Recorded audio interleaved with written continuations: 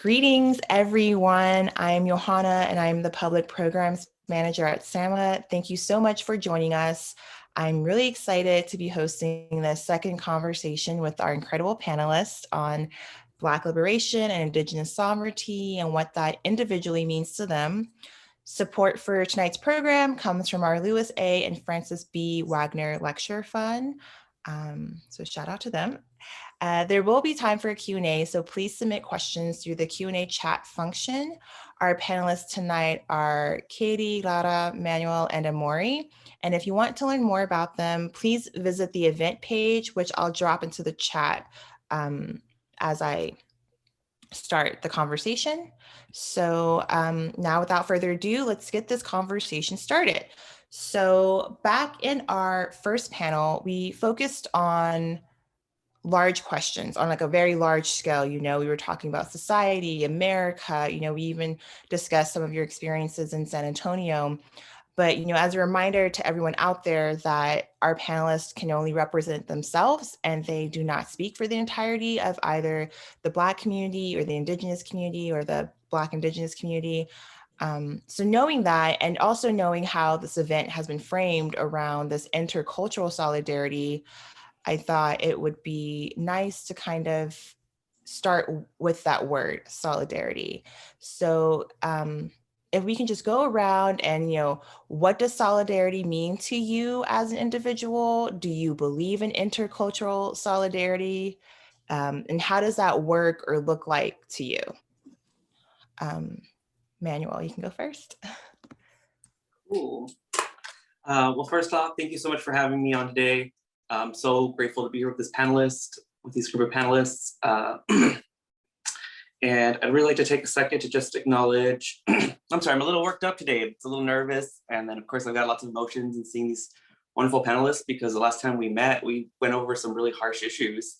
And I know some of us took a little bit of a brute front for it, for speaking our minds and for being so open. And today, I've had this overwhelming flush of emotions, just thinking back about that experience.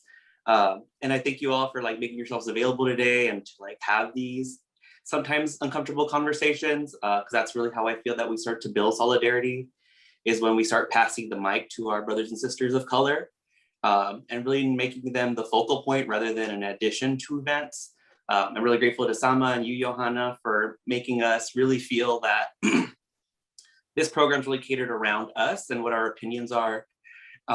Because very often, as people of dark skin color, we're often thought of as we're an afterthought in programs and events. They're always oh, we need somebody to talk about this last minute. Can we borrow you for a minute or squeeze you into that program last minute? And this experience with the SAMA has been really nice because you've been very catering to us. So thank you for that. I'd like to thank all the ancestors and all my creators who gave me permission to be here on this land. I myself I identify as a Qualified Native. So San Antonio and Yanaguana have always been my home. My family has always been here. So when I talk about solidarity, it really means a connection to the land in which you come from and acknowledging the people and stories that land carries. Because we all have multiple truths and we all have multiple histories, and it's not that one's more right than the other, it's just they're all different perspectives. And I feel that we're here to share what our perspectives have been on our histories and the lives that we've experienced. Of course, I'm not gonna talk in absolutes. I don't speak for every single person and every single person who identifies as Qualified or Native, but I'm very grateful to have this platform. And for me, solidarity really means getting back to a decolonial centered society, where we aren't focused over a national history or an Anglo-specific history, it's a much more future, Indigenous, Afro future that I hope that we can sometimes see in our lifetime. And of course, my liberation and my sovereignty is always gonna look like, to me, it's gonna be a melding of millions of different cultures and the creation of new cultures. So I'm gonna pass it on from there. Lara, do you want to go next? Sure, I can go next. Thank you, Manny, for for acknowledging the land of Yanaguana as a a person with of indigenous descent, of a Huachichil, Chichimeca, Tepehuan, Spanish and French descent. You know, I carry a lot of diverse, like intercultural realities in my blood. And so as a visitor here in Yanaguana, which is, you know, part of my sovereign existence, right, is the legacy of migration that I carry in my blood as a person of Chichimeca descent. You know, I'm always happy to be in solidarity and in community with my relatives on these lands of Yanaguana on Somisek territory. So for me, I would define solidarity as a place of like critical solidarity, right, where we not only advocate like our own existence, but that of those who are experiencing the things that we've experienced, right? And as Indigenous people, a lot of that is erasure, right? Which is part of what our Black community has experienced. It's part of what our queer community has experienced, and a lot of like our marginalized folks, right? Asian community, you know, anything that doesn't ascribe to white supremacy, right? So for me, you know, really, you know, speaking very clearly about racism and naming it, you know, in the spaces that we occupy has always been very, you know, very important to me in the way that we define, or that I define solidarity. And that's where I feel like, you know, taking it a step further and saying it's critical solidarity, right? That it's critical that we, you know, challenge ourselves to listen to the narratives of others who are not, you know, may not look like us, but that have struggled and been oppressed by this system of white supremacy and capitalism, right? That makes people disposable, right? And a lot of that for me comes from, you know, an abolitionist framework, from a framework of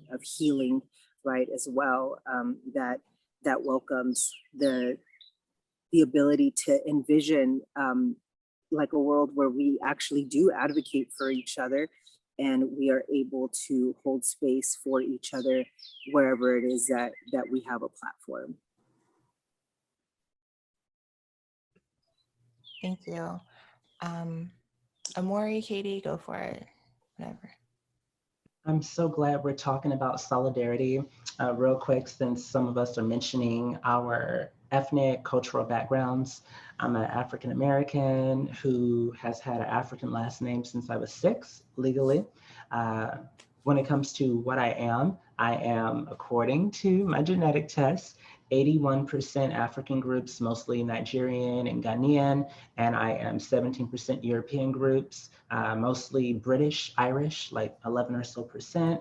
Got a little dash of Micronesia, a little dash of Philippines, and a little tiny dash of some other little bit of stuff. But of course, I fall squarely in the Black African-American category. Hair, skin, lips, everything. We look at people's features and we kind of figure out where we're going to categorize them as well in North America and across the world.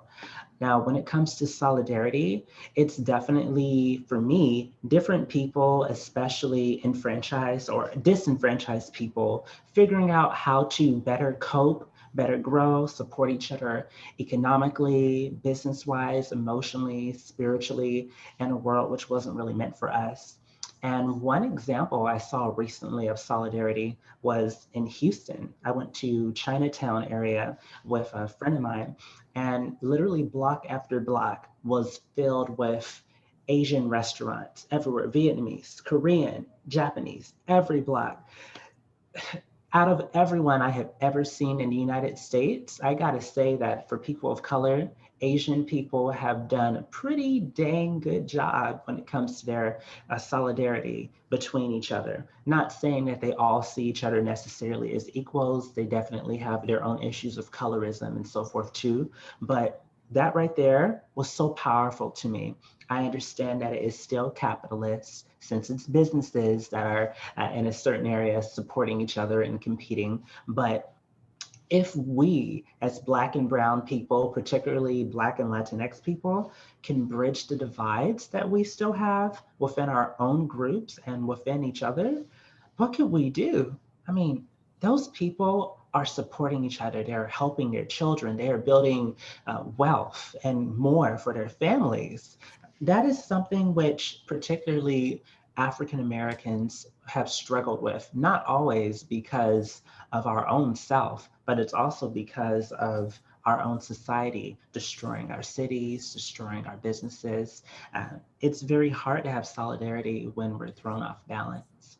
But yeah, solidarity to me is working together, putting in the work and supporting and uplifting each other, even when the world doesn't really seem to be on our side in our favor.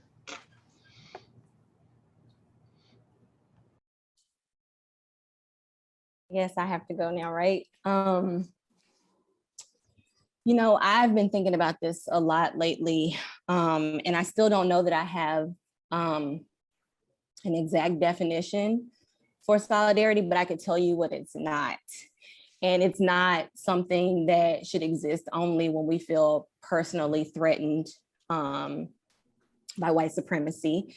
I think it's very limiting to think of solidarity as something that should exist only when we can relate to one another's struggles. Like, I think it has to come from a place of empathy and compassion and understanding and accepting the truth that we exist in a society that was not created and built for everyone to thrive in. And so when we can start to accept that as the truth, I think that we can then begin to act from a place of compassion and empathy for one another. And then we can really start to see like solidarity being a thing, because I really don't think it exists. I think like, I think I've been talking about this publicly, or at least on social media for the past couple of months. Like it's crazy to me that solidarity pops up, you know, as a sign at a protest when things are happening to certain groups of people. But it's just like, there are also groups of people, I will say, like I'm gonna speak like as a Black American person who have been struggling within the system for 400 plus years, and solidarity has not existed in the ways that we talk about it. Like, it's not only when someone's being murdered on camera that you show up to a protest and you think that's solidarity. It's not. And I think that's why we've struggled to move forward, is because we have such limited like ideas of what it is. And it's just not those things for me. I don't know if that answers the question, but that's just how I feel about it. And we have to unlearn anti-Black racism. Everybody does. That should be in my opinion, should be a top priority. Yes, I definitely wrote my master's thesis, and the bottom line thing I was concluding was, you know, anti-Blackness runs the world. So how can we start moving against that? Because it pervades everyone, you know? So yeah, thank you everyone for kind of sharing what you think about solidarity and intercultural solidarity. And, you know, I would say that it's the job of white supremacy to make sure that, you know, different cultures, different folks don't connect, right? And every time something happens, they're there to kind of say like, no, no, no, no, because of the power that exists within each community individually, you know. And I find that all kind of, you know, it's kind of hard to puzzle piece all of that together and kind of figure out how can we zoom out and make sure that we're building together. Mm-hmm. And so kind of a little bit what you were saying, Katie, is that, you know, solidarity always comes up in times of peril, times of like anger, you know, things of that nature. And, you know, sometimes activism or, you know, when we discuss these ideas, it's so much centered on the fight. You know, we constantly have to be fighting. We constantly have to be doing.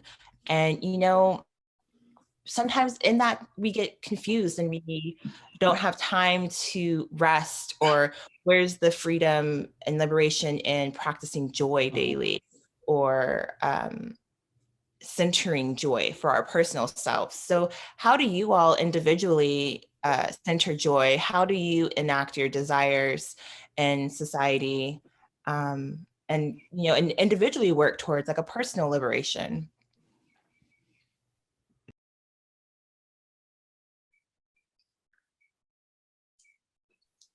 I can go first.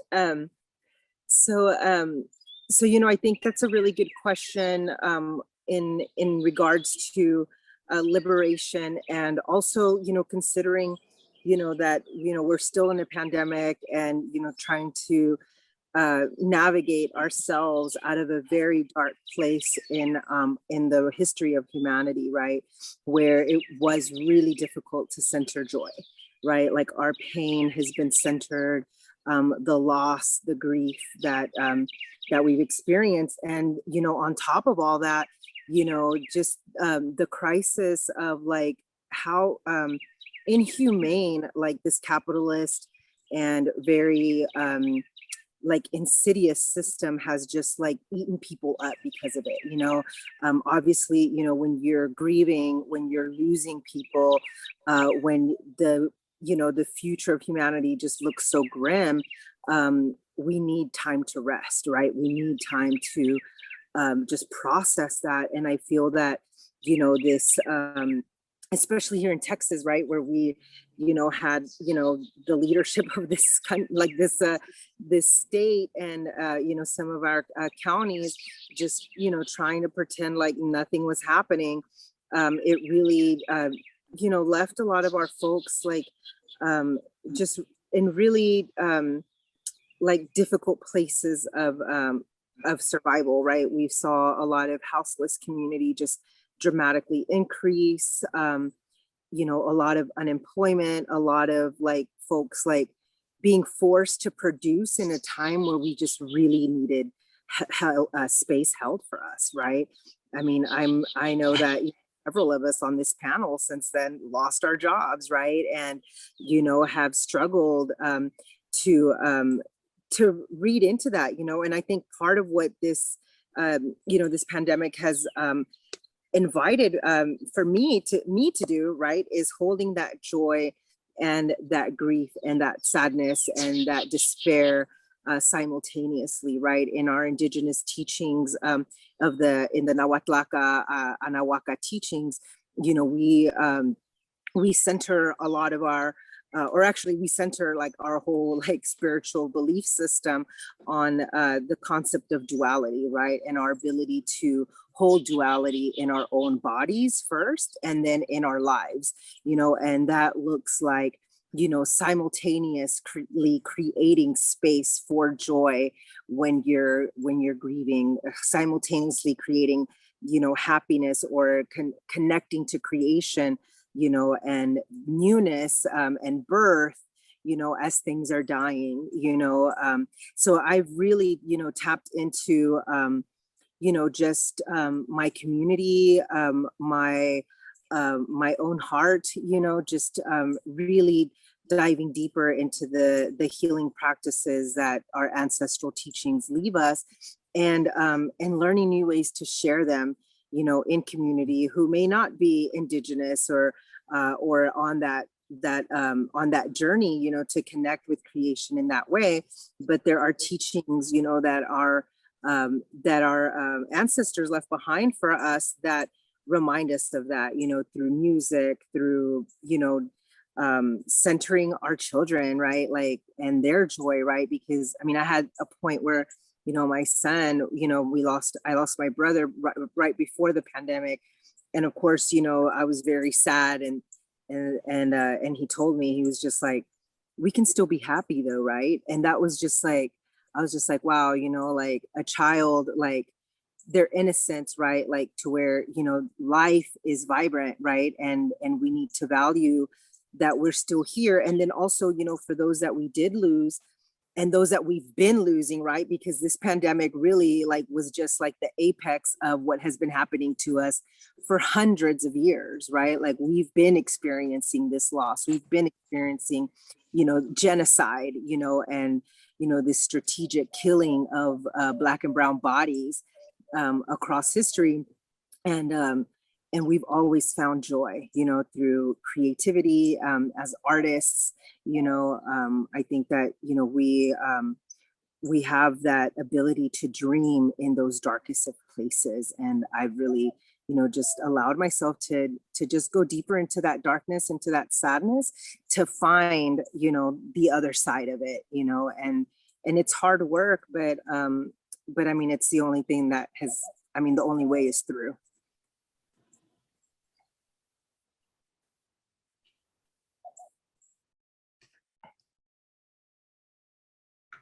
So I really like what Laura said about duality. It's very true that something can be at least two things at the same time. And that right there is definitely something that can be hard to contend with in Western society. We're taught so much about good and bad. We're taught about heaven and hell. We're taught about absolutes. And everything in life is not an absolute. Like in achieving something, there's pain. In achieving something, there's triumph. So it's all there. When it comes to how I have been centering joy, so this is probably kind of obvious in some ways, but it's the little things for me. It's doing my hair, it's exercise, it's yoga, it's remembering to eat vegetables at least 4 times a week. It's starting to eat more fruits than just oranges. Usually oranges and tangerines are my go-to because, high vitamin C content, real easy to get to. It's throwing in some berries. It's taking multivitamin every day. It's going to therapy. It's learning to have someone who's a professional who I can process grief, loss, pain, and learn how to reprogram the way my brain looks at positive and negative things. It's all those things for me that have really been helping me. And when it comes to personal liberation, I really think that centering joy goes along with centering rest. I've been finally, I'm glad that's resonating. I've finally been learning how to rest. Like, I'm 31 years old and I have not been able to take a nap consistently for at least a decade. And from going to therapy and getting help, I can finally take naps. There are times where I'll take a nap several times a day during daytime, and that's usually incredibly hard for me. So it's so interesting that after going through a loss of a job that I had had during the pandemic and having to hustle and make things work out, things are working out now. It's funny how now I'm actually resting better than before. And also learning that it's okay to process stuff out loud. Like, one thing I do a lot is I talk out loud. I'll look at myself in a mirror and I'll have a thought in my head. Like, let's say I was in an argument, or let's say that a bad thing was happening. I talk it out literally as if I was talking to someone else to try to figure out how to process it, how to get it out. I've had so many moments over these last 6+ months where I have talked out a painful situation again and again. And even when I tell myself I feel a little ridiculous that I'm still rehashing this, I have to remind myself again, all because I'm no longer in a situation doesn't mean that I'm instantly going to get over it. Like, that's not how things work. So it's giving myself permission to fail and get back up. It's giving myself permission to rest. It's giving myself permission to admit that I'm upset and to not instantly feel like I have to be instantly okay, because I'm not saying this is how it is for everybody, but for me personally, I don't think that me always being like, oh, I'm positive, I'm always happy, I don't think that's very realistic. I think it's okay to admit I'm upset and that I'm hurt, and to process that, to get through it to something better and happier and more balanced. It's always going to be some good and bad, and it's like waves, the highs and the lows. So that's how I deal with it. And I think that's liberating, to be able to not have to be toxically always positive and smile through everything, admit my pain and embrace it and transform it eventually. Are the comments off from the attendees? Yes, okay. All right, I understand. Do you want to go next, Katie? I don't, Manny, it seems like you had some things to say. I don't want to.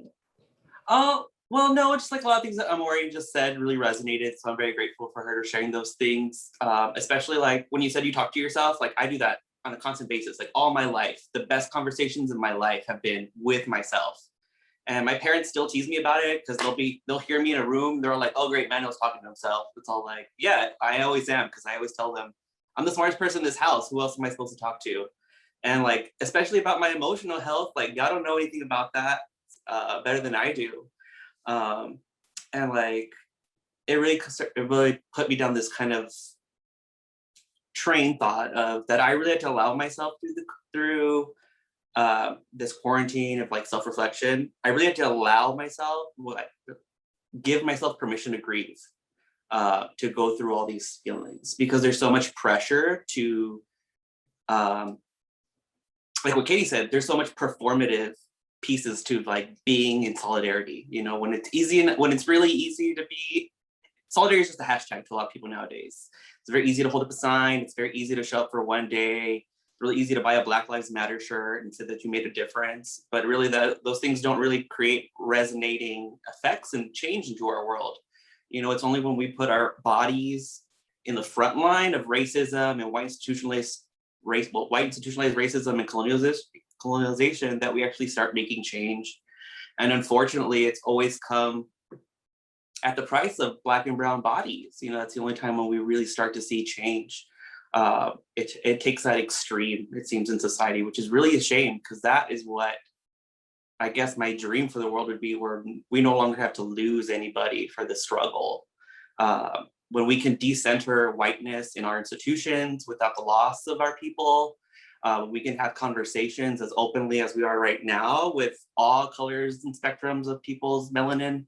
That's when we really, I feel that we can have a measurable metric of when we've reached, you know, we finally reached that line of what it means to be in community with each other. It's a shame, like I feel that line keeps getting pushed further and further along, you know, as we go through these generational changes. A lot of the conversations we're having today are not new, unfortunately. You know, our great grandparents have been talking about this, have had to live through this, you know, for all their lives.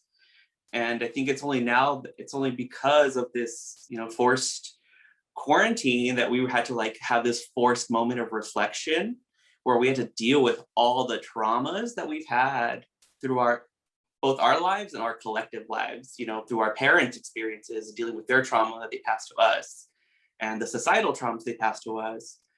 Because now I feel personally, you know, like as an Indigenous person who tried to do my best through this COVID situation and try to be present for my Black and brown brothers to this time, and like, it still never feels like enough.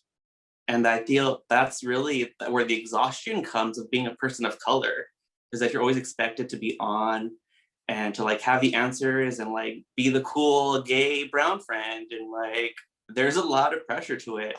So when you said that you're finally able to rest, I'm like, hell yeah, I want to give that honor. I want to raise that up, because that's what solidarity, I feel, looks like, you know, allowing my sister to the resources and the access and the time and the safety to feel that they can do that, you know. And so props to you for saying it, for making it a part of your daily ritual. You know, I don't think I've reached joy yet, but I've seen glimpses of it. You know, I'm still working towards living in that joy. I feel incredibly blessed that I got to live through a lot of things, that I've seen this like new world that we're living in, where society kind of gives us a platform at least to like speak about these things, where we can like name racism and like challenge institutions. But it also comes with this, again, with this very heavy price that we even have to have these hard conversations. And so I'm just like full of emotions right now. I feel like I'm just gonna word vomit everything I want to say. But yeah, I mean,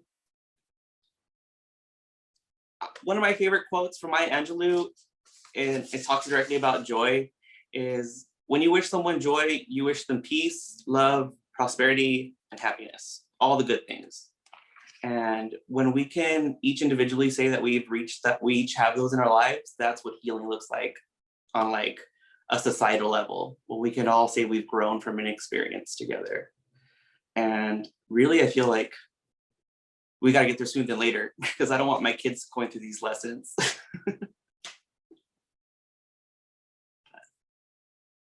I don't really fully remember what you asked. It's been sorry, it's been a while.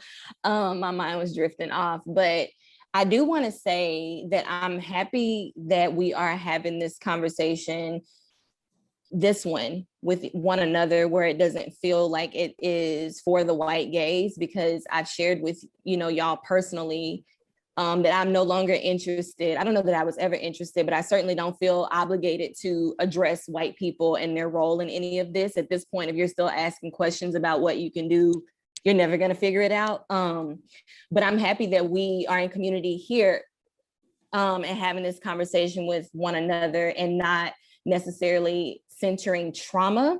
Because I had a conversation with a friend earlier this year, Kiki, I don't know if you're here, but hey, Kiki, about how like experiencing or achieving individual liberation can somehow transform or translate to collective liberation. I'm very big on that. And it's something that I feel like I've been on a journey for some time, even before I even had the language to express what, like in the ways that I am now.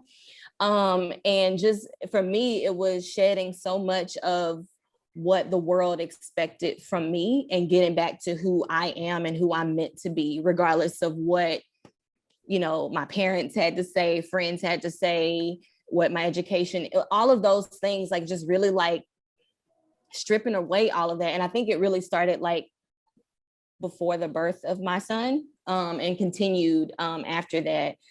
And I feel that that's something that we have to think about more. And I was thinking about it last week because I saw there was a lot of praise and also a lot of criticism of Chloe Bailey when she covered Nina Simone's Feeling Good. First of all, I don't know if people realize who Nina Simone was. It's very confusing because I would say she was pretty liberated and sexually liberated too. So people's like criticisms of Chloe being too, I don't know, sexual, too sensual for Juneteenth, which I feel like sexual liberation is an important piece of liberation. Like that probably needs to be a separate conversation. But I think like just seeing someone, especially a Black femme, our bodies have been policed and debated about since the very beginning of our existence in this country. And it continues now, what our hair should look like, how long it should be. Should we be able to shave our heads? Are we attractive if we don't have any hair? What are our features like? Do we need fake eyelashes? Do we need to have a bigger butt? Like it's a constant like debate and conversation about our existence. And so to see someone, regardless if you agree with it or if it speaks to you or not, just sorry, Sama Art. For like just disregard what everyone else has to say about you and your body and how you express yourself and do that. I feel like people watching that, even in your discomfort, you are on the path to experiencing some sort of liberation because you are allowing yourself to dream with this person. And I feel like it's contagious and it's an energy that we need to see more of. And so I'm always like praising Chloe and people like that. And even when I was teaching like a sensual dance class, like I would see even just for like an hour, people let go of everything that was expected of them and just be who they were and be present. And I think the more I think about liberation, that has to be what it is. And and if we can do it individually, then certainly we can achieve that collectively. So.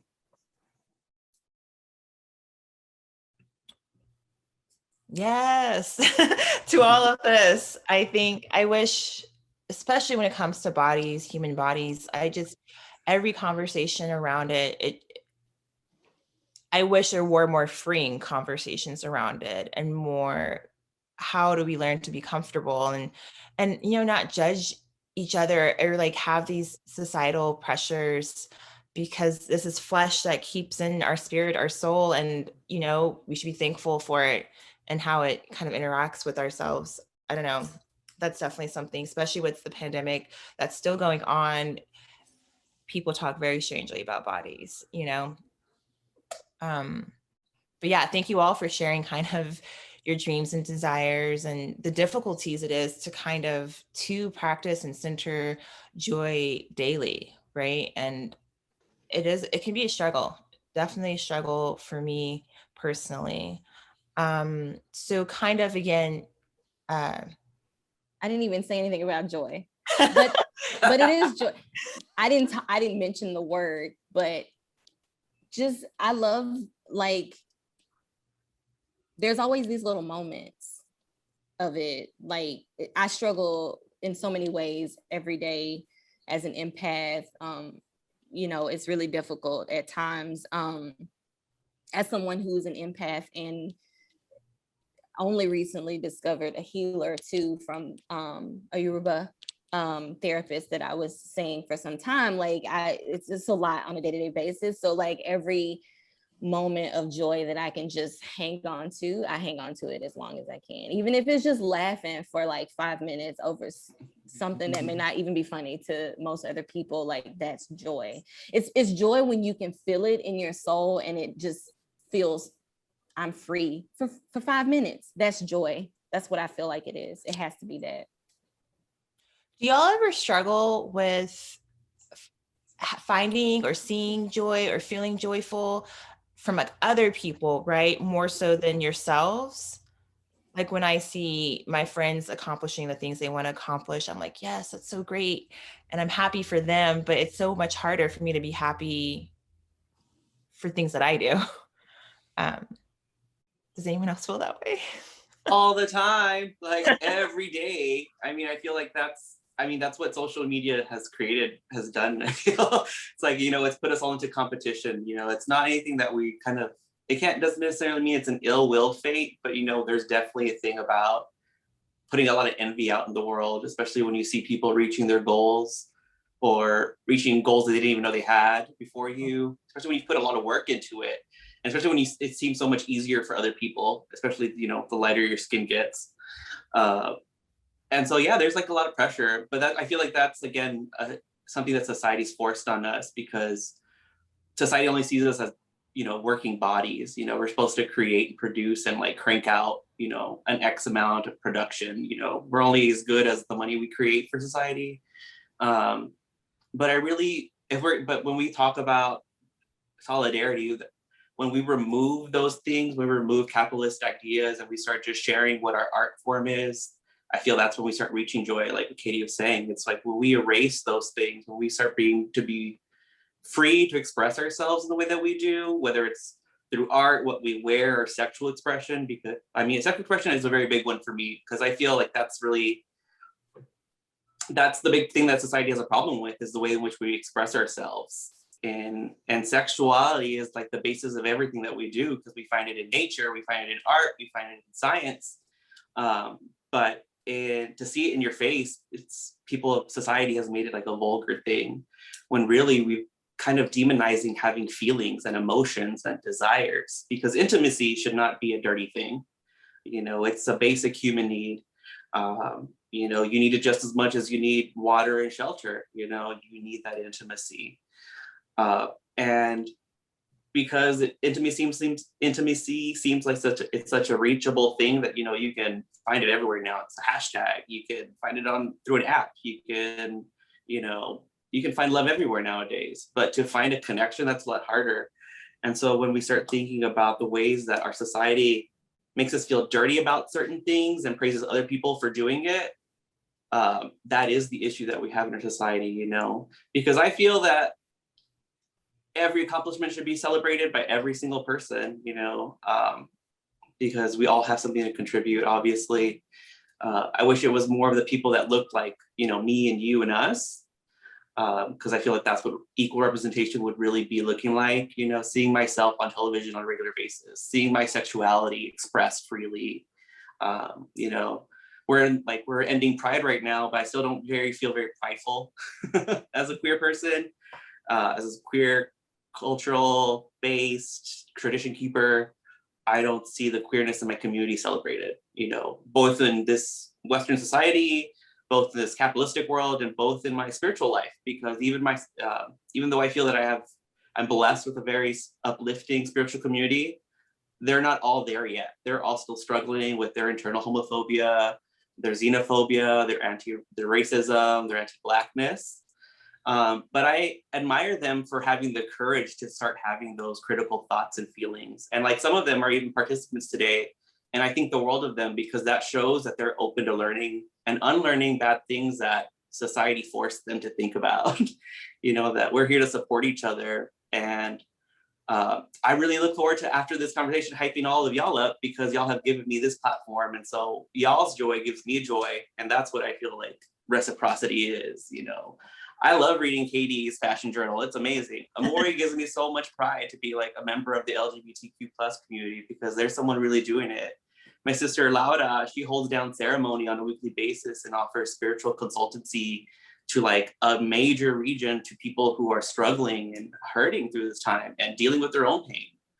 And that takes real balls to do. Like, to put yourself out there and to allow yourself and acknowledge that you're a healer and put that out in the world is to open yourself up to a whole lot of love, but also a whole lot of pain. And so it does take a lot of courage, but I'm here for it. I'm here to see you all thrive. I want to see it. I pray for it. That is my prayer.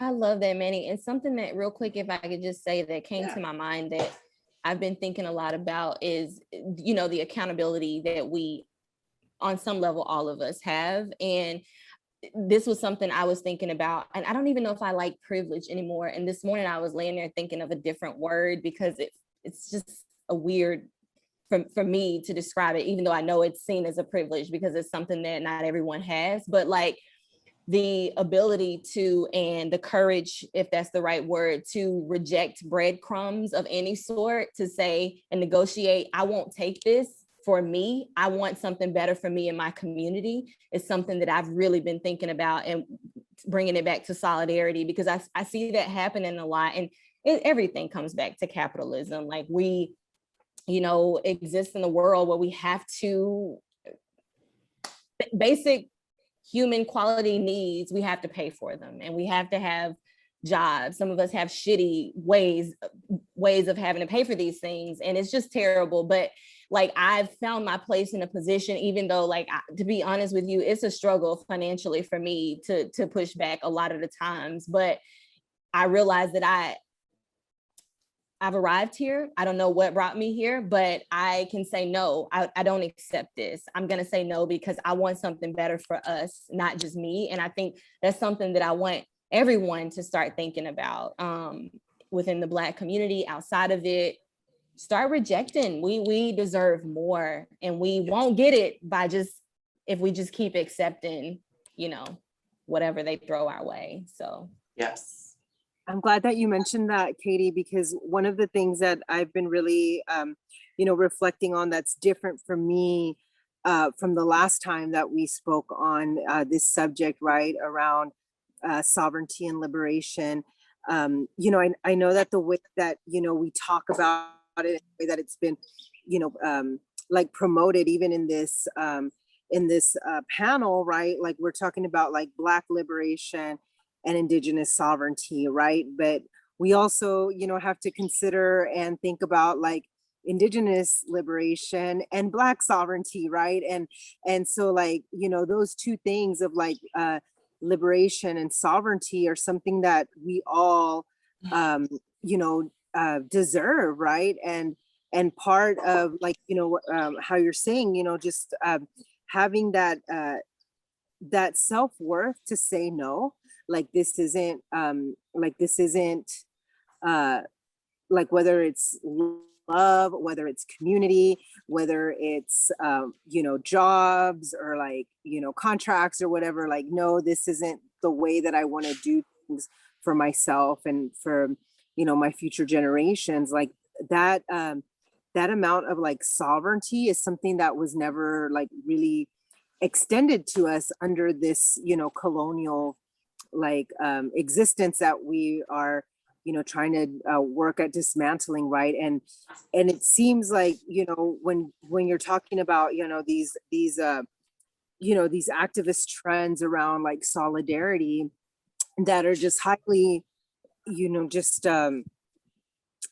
like visible in social media and stuff, and like, what does that really look like in our day-to-day life, and that, that begins in just, the small little circles that we're building, right? Because in those small circles, like Manny said, like we're, encouraging our relatives to, address their homophobia, their transphobia, their classism, and, in Indigenous community, there's a lot of anti-Blackness, right?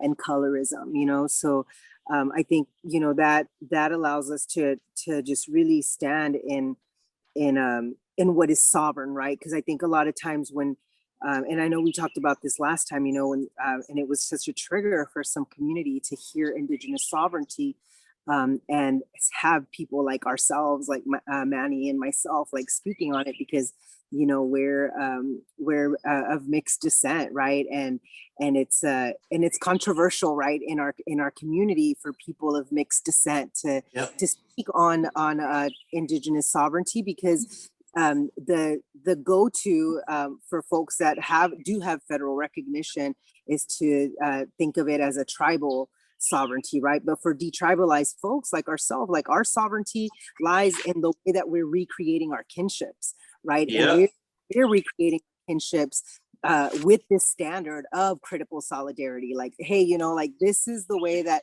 I'm gonna like, hold space for like my Black Indigenous relatives, for my trans relatives, against like our elders that sometimes that, just clearly, have been indoctrinated in other ways because of, the church, because of their own survival needs, right? Because, what our elders and teachers, had to go through, in the 50s, 60s, 70s was so traumatic that there was certain like toxic behaviors that were part of their survival, which is totally like understandable. And how can we also move like our future generations like past that, so that they don't even know that part of their existence has to be like negotiated or hidden or silenced, and that is Indigenous Black, sovereignty in this day and age, and really pushing that Black Indigenous futurist lens of we can, visualize and create something that is maybe unknown and scary, and we're going to be criticized for it, but hey, what does it do? Yeah, like if we don't have, like, and I know Manny said the balls, right, to do it, but it's like the love, like if we don't have the love to do that, like, then, like, yeah, like, I mean, we're just taking for granted those teachings that are inherently like part of our ancestral legacies as Black and Black Indigenous, Black and Indigenous people, because we're all like, we all have that same struggle. And it always to me, I always see that it comes down to land. It's like our ancestors have suffered because of the relationship to land, and either having it taken away or being forced to work on it, the pain that comes from, the territories that we walked on. I want to add real quickly that when we talk about joy, when I contrast my own joy to other people's joy, I notice a lot of people's joy is getting a new car. It's moving into a house. It's broadcasting that for everyone to see. And I guess I feel differently, because when I get a car or whatever, I feel weird showing that, because I mean, it's okay to have a little privacy. Everyone doesn't always need to know what type of car I'm driving. I need to be competing with them. When it comes to joy, for me, joy is helping people. And a lot of the help that I do, I never document online. You will not see it. I don't document all the things that I do. I try to take the same type of help and joy that I've brought to my trans community with helping people know about doctors and different places that are safe to go to. And I try to apply that what I've learned as a trans woman and my community there to how I help other Black people, how I help brown people. I try to bring that empathy, that compassion, and I even try to show my joy. My joy is following my passions. It's whether it be making art, whether it's modeling, whether it is doing the different ways that I make money that I feel like sharing with people. It's understanding that I'm making a way for me and showing other people there's another way to do it. And understanding that a lot of people I know are not going to understand that. Most people have been taught you have to have the 9 to 5. You have to have a certain type of path. You have to have a certain type of validity. It's understanding that a lot of people do not necessarily understand what my joy looks like. They may not understand why I'm sharing it. And it's explaining even to my own family, hey, look, what worked for you is not necessarily going to work for me. I'm a different demographic than you. I'm different age group, different things happening. Thank you for your advice and guidance. I'll take what I can, but I'm going to have to adapt it to what's going to work for me so I can work with the current and try not to always be going up against it. Thank you. I really want to cry right now, but I'm not going to. But before we get Q&A, I just, Manny was shouting out everyone and what they're doing for the community, but he's also doing really amazing things. Definitely kind of like re-educating folks on our relationship to the land and things that we grow. And that's such vital work. And I really appreciate that. I appreciate all of you. Okay. Getting it together. So our first question is, what does reparations look and feel like to you all? It's a big question. I don't know. So I love when in recent years, the past year and a half, I've been seeing people talk about rest as reparations, reclaiming time, because that's a big one, especially, I don't want to say especially for, but coming from, as someone who's a descendant of, American chattel slavery, the ability to rest is not something that we've ever been allowed to do. And so getting that back, but also, and now I'm going to start crying. Trying all day. Cry, girl, just let it out. So I think about rest. I think about the things that we talked about, land and, reclaiming sexuality, and all of those things are a form or can be forms of reparation. But also, we need some checks. We need them to start cutting checks. This is a funny story. Like, I have a couple of student loans that I'm still paying on, and I've been out of school for, I don't even want to tell you how long I've been out of school. And they called me one day and I wanted to tell them that I don't have to pay this back. This is a form of reparation for me. Y'all figure out what y'all gonna do about it, because I'm not paying another dime on this. But then I just felt bad for the person who was on the phone, because they would have no idea what I was talking about. They're like, listen, ma'am, I'm just doing my job. But no, I think it's all of those things. But I really have enjoyed the conversations around rest as a form of reparations and land. Yeah. I totally agree. I feel like rest is like the most important currency that you could offer someone. Very often, I feel like money's always like the go-to, right? But it's like we use money in order to purchase goods and services. But really, how much money can you put like on a good night's rest, to feel like, because that takes a level of security and safety in order for you to be able to rest. And unfortunately, our country doesn't give us that. It doesn't feel like we're dealable those things. So yeah, I totally agree with Katie. It's all like rest as reparations is a really great place to start. I feel that more companies and more organizations, and like especially people who promote themselves as Indigenous or Afro-led or Indigenous-led, they really need to start pulling rest for people of color into like their day-to-day programming, their day-to-day workday. We should get paid to rest, just like every other thing, because it does require, we are required to produce so much through this, white settled colonialist world. So I feel like there has to be a change within our work systems and the way we think of work. I think that quarantine taught us a lot about how the idea of sitting in a room for 40 hours a week is not healthy to us, as people. We're not meant to live those ways. We find the most joy and rest in our lives when we get back to what's ancestrally important to us, connecting with family, connecting with land, growing our own foods, having a connection with the way those foods are cooked and brought to us. So like for me, reparations really look like POC owned and operated land stewardship. You got to give us the tools for us to build our own generational wealth at this point, because we've got a lot of catching up to do, because we haven't been given those opportunities in the past, those same opportunities. So, or they could just pay us what they already owe us, and we shouldn't have to I do mean, anything else because we've already yes. done it all. Yeah. We should be just existing at this point, honestly. Yeah, we're the only creature on the planet that pays to live here. Yeah, it's crazy. And when they give money, they need to not make it be a one-off thing. I mean, children are going to exist. Generations are going to exist. Don't just throw money at people and expect that to be a one-off thing.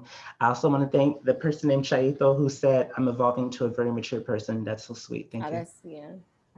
Okay. Yeah, no, it definitely looks like for me, like land back, right? Because I feel that, and those pathways to getting land are actually there, and we just don't know how to get that, right? Like, I mean, we have some relatives that have, acquired, upwards of 50 to 100 acres, of land from, that's just sitting there, right? And instead of going to like, Bill Gates, who's just gonna, exploit the, I'm sorry, my bad, Sam, sorry, Katie. I started something, didn't I? Who's gonna exploit like, all of it, for, whatever it is that they're gonna do. That, that like Manny was saying, like that it would be, towards helping us rebuild our relationship to land, because that's really where the big disconnect of colonialism has come, from not being able to live in harmony with creation.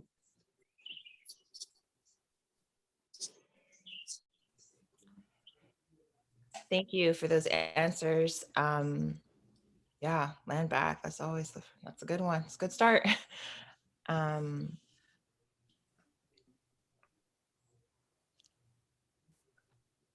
I'm gonna take that as a no. Yes, What's that? I don't mind. I'm sorry, my internet was cutting out. Go ahead. Okay. Okay, so the next question then is I'll just ping it to Lara and then Manny, go for it. Someone's asking, do you identify as Hispanic, Latinx, or sorry, my thing got cut off at all, or do you feel that your identity is entirely Indigenous? And they're asking because of the negative experiences Latinx folk have experienced, and do you see them having a part in this conversation? I mean, I think asking anybody to justify their how they identify is really, like, to me, like a ground that I would not encourage people to go to, right? Because I think it takes a lot of work as a detribalized person to find your ancestry, and that always looks like work. So, like, I would ask you, like, why do you need to know that, right? Like, does that make a difference, as when my work speaks for itself, when Manny's work speaks for itself, in our work to uplift our Indigenous identity, right? Like, I feel that policing Indigenous identity is like, a form of lateral violence, and I really don't engage in defending my identity. I am a traditional, like, knowledge keeper. I'm generationally, like, know where my land ties are because I've asked my family, and my family has told me, you know, where we're from and the languages that we've spoken. And I just encourage folks that do ascribe to like either the Chicano or the Latino, or like Latinx, you know, mestizo identity, to do their due diligence and ask, you know, ask their families. That's really, you know, where I think that question can get answered, you know, is just doing your own research in your own lineage, and getting those questions, you know, answered. I know that not everybody has access to that. And, you know, a lot of us are, you know, adopted into other groups, right? And that's where, you know, that sovereign piece of kinship comes from, right? Because that is an indigenous practice, right? And so when, despite colonization, because I mean, colonization was forced on us regardless. If you're mestizo on this land, like that, you know, that lineage of like Hispanic like blood or Latino blood was forced onto this land, right? And, you know, there's just a lot to unpack there, which is very personal to everybody's, you know, personal familial lineages, right? And, you know, it's kind of opening up a can of worms, because everybody's exploration of that in their own families is different, you know, thankfully, you know, I've had, you know, good guides in that, and my family has engaged in that process with me. And our goal is to indigenize our future, right, through the practice that we have now, you know. And that's why I speak of like this indigenous futurist, you know, reality where we can exist as we are, you know, with the traditions that we keep, you know, and with the kinships that we redefine for ourselves as we tribalize ourselves again after losing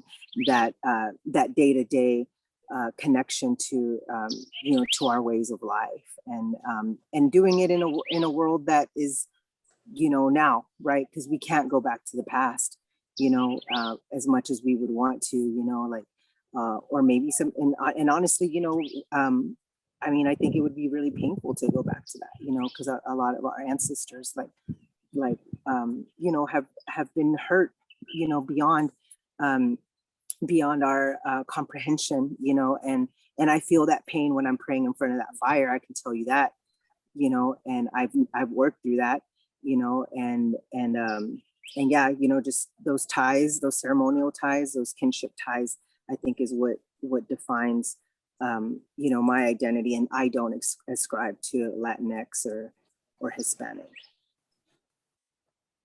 because of that. Like, why would I focus on the pain? Like, I want to focus on the resiliency. I don't know if you want to add anything. There's no way saying it. I can see that. You definitely want to, like, why focus on the pain of your culture when you have so many more beautiful things to build and create, right? So, I don't know. I think this is a rather difficult question for me, I guess.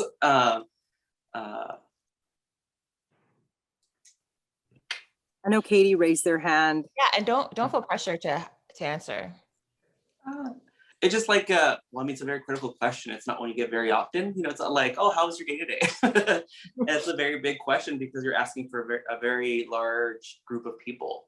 I myself don't identify with either of those markers. First off, I think that, well, everyone on the planet is indigenous. We're all indigenous to somewhere. You know, you can be from Scotland, you're indigenous to Scotland. You know, indigenous doesn't mean you're necessarily more native than anybody else.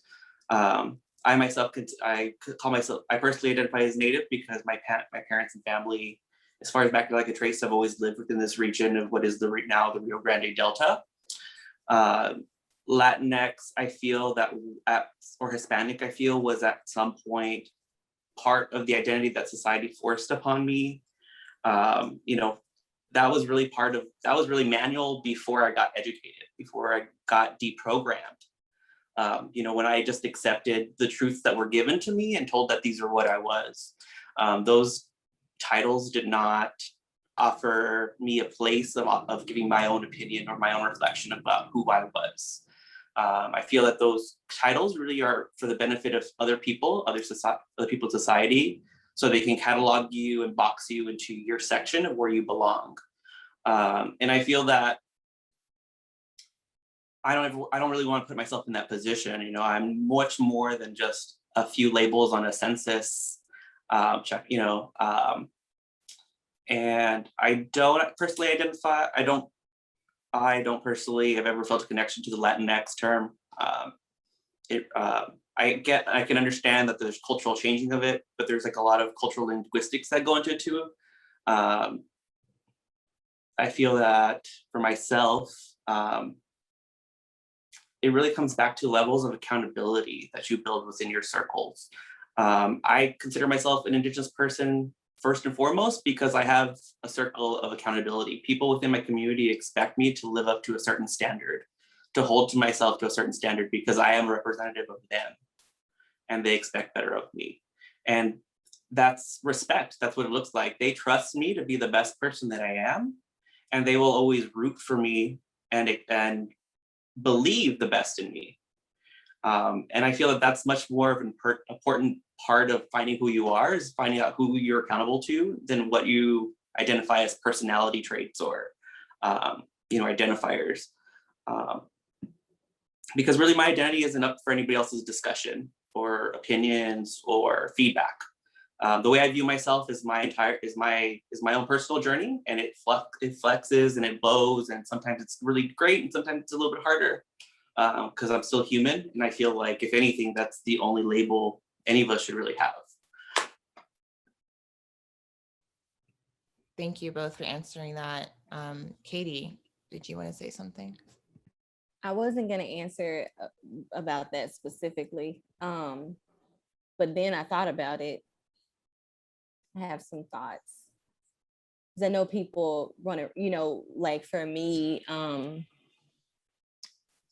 this isn't commenting on the conversation that y'all had with the viewer, but this is just something that made me think of like Blackness and reclaiming that it didn't used to feel, but it feels like a very powerful thing to do, to be able, as an individual, I would say, to be able to define what Blackness is to me and the people closest to me in my life feels very powerful, especially because anti-Black racism, the very core of it is that there's something not right about Black. There's something very wrong with it.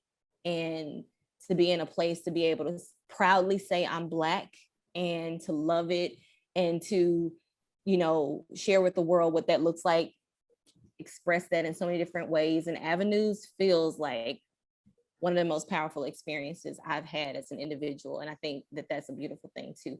But that's not what I was originally raising my hand for. I just want you to know I had some closing remarks about dreaming and finding joy and thinking about finding joy in allowing yourself to dream about a world beyond anything you could ever imagine. It's like the most beautiful thing. And don't just dream about it for yourself. Dream about what that would look like for the people you love and for the people you don't know. Like really just, I've been doing so much of that, and it's hard because you can get caught up in that and then you come back to reality. But there's so much joy in thinking that we really do have the power. As we don't have to be special. We don't have to have a whole lot of money. We don't have titles, all of that. Just as beautiful divine beings on this planet have the ability to think about a world outside of what we've experienced, and not run away from it, not hide from it, but to fight for that world to exist. For me, there's joy in all of those possibilities. And I just want to leave, I wanted everybody to walk away thinking about that. So I know nobody asked, but I'm gonna say it anyway. Take that mic. I also want to add, I can see parallels as a Black person to Indigenous experiences, the same way that many of y'all have been cut off from what your cultures would have been. We can relate to, even if there may be groups we can trace ourselves back to in Africa, they've been influenced by colonialism too. So when you claim, when you're a Black person, you are creating culture, a new version of culture that did not previously exist. So what your ancestors may have brought into the world, you may not have full connection to that. You take the bits and pieces that there are, and you try to make something that takes who you are and who your community is, and you build something new. And that's such an interesting similarity that I have. And I think is another reason for solidarity between Black and Indigenous people. We can relate to having to reshape and reform ourselves because we've had so much taken from ourselves. Many of us can't always trace back exactly where we were from, and some of us can, but even then, there's still missing pieces. And that's joy to me, making a new culture.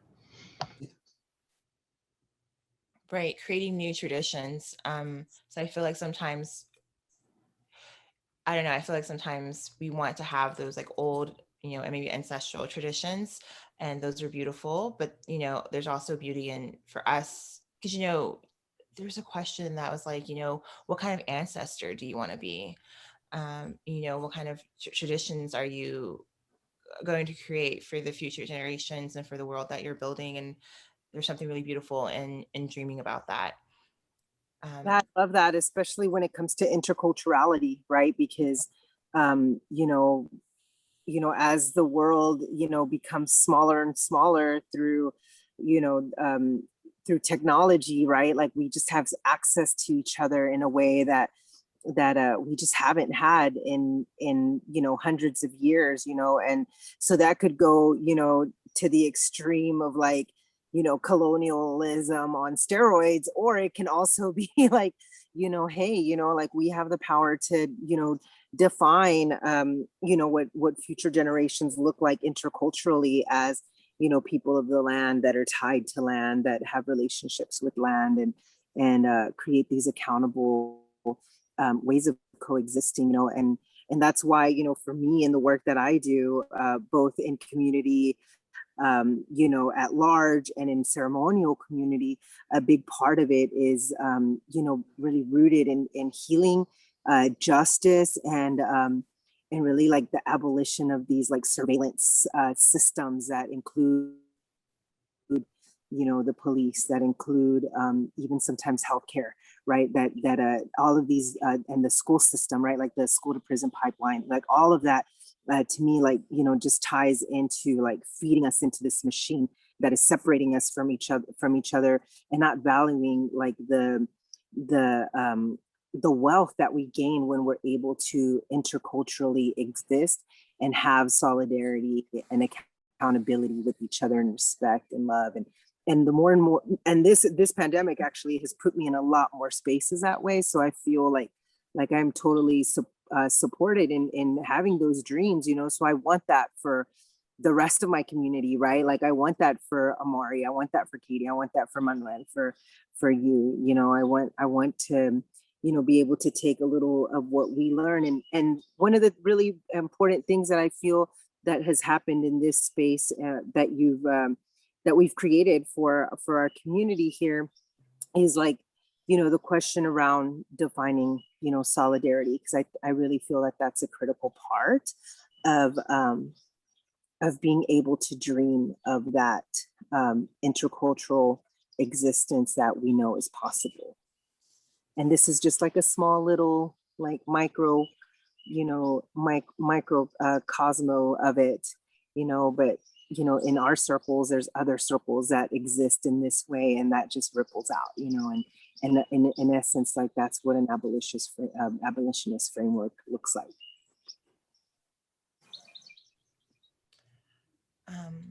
Well, thank you all. Thank you, panelists. Thank you for the folks who stayed around. I know we went over time, but sometimes when you have a good conversation, good company, it happens. So thank you again for being here, and check us out and what Sam is doing for the upcoming couple of months.